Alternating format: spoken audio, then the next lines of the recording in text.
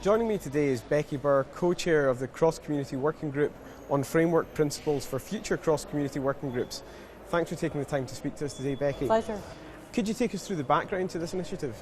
Sure. I am a member of the CCNSO Council, and for many years the CCNSO has used this cross-community working group approach to resolve issues in advance of policy development.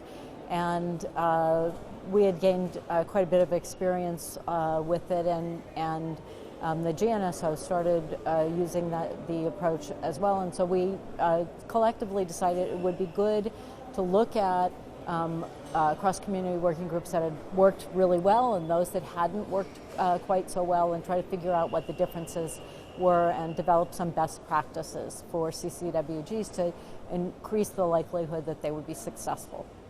So the GNSO Council adopted the final framework on the 13th of October this year. Could you take us through the key principles that are contained in the final framework? Well, they're very commonsensical in a way. The most important thing is to actually start by defining what you want to do, what your goals are, what your output is likely to be, what the scope of the topic is, how you will make decisions in the group going forward, and to agree on that through charter development, that then all of the participating SOs and ACs can agree on, can review and then agree on. That's the most important thing, to decide in advance what your goal is and how you're going to operate, and get buy-in from everybody.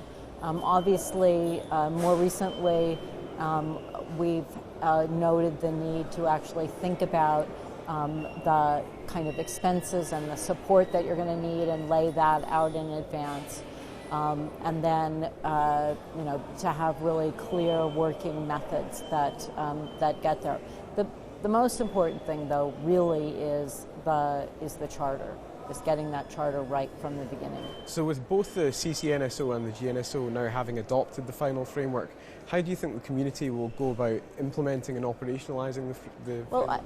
I think that people are beginning to look at the outcome, look at the final recommendations that have been adopted, and then go back and look at ongoing CCWGs to see whether they've really got the points covered. The recommendations they're not mandatory, they're not written in stone. There's the need for flexibility because every CCWG is a little bit different. The other thing is, I believe that when people start talking about collective work, they're going to have this checklist to kind of think, is this the right vehicle? Is a CCWG the right vehicle? Should we be having some kind of birds of a feather discussion group instead? This will serve as a checklist to help people decide whether the CCWG is the right vehicle, and then to sort of go about setting it up and varying the application where it makes sense to do that. But it really is a sort of a checklist. Well, Becky, thanks for taking us through the work of the CCWG, and have a great week here in Hyderabad. Thank you very much.